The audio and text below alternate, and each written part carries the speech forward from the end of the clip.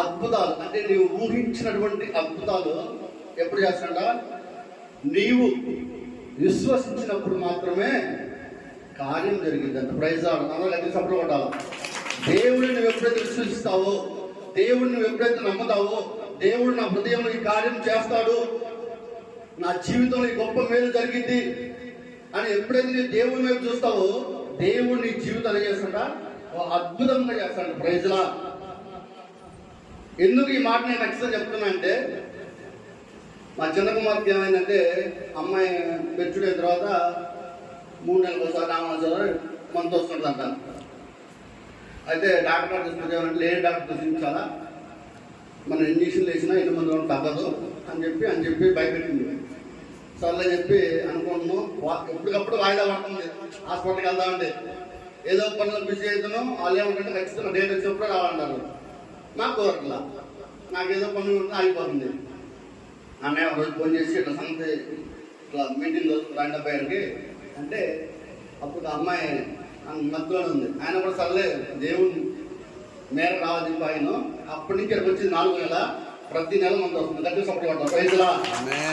దేవుడు కొన్ని కార్యాలంట మనం ఊహించాం, మనం అనుకోము. మనం అనుకున్న హాస్పిటల్ ఏ హాస్పిటల్ వేసుకోవాలి, ఎక్కడ వేసుకోవాలి, ఏ టెస్ట్ చేయించాలనుకున్నాం. కానీ ఏ టెస్ట్ లేకుండా దేవుడు ఏదైతే గొప్ప కార్యం చేస్తే జీవితం మొదలు పెడతాడో, దేవుడు అన్నింటినీ చేయగల దేవుడు. అవునా కదా? ఎందుకంటే రక్తస్రావంగా అయినటువంటి స్త్రీ తన జీవితంలో ఇక నా జీవితం మొత్తం అయిపోయింది, ఇక నా జీవితంలో ఏమీ లేదు, ఇక నేను శూన్యంలో బ్రతుకుతున్నాను, నా జీవితం మొత్తం ఇదో ఇక ఎప్పుడు ఇదే బ్రతుకున్నది, ఇదే జీవితం అన్నది. అయ్యో నేను ఎక్కడికి వెళ్ళలేను, ఎక్కడికి పోలేను, నలుగురిలో ఉండలేను, నలుగురిలో జీవించలేను. ఎందుకంటే నా దగ్గర దుర్వాసన వస్తుంది. ప్రైజ్లా.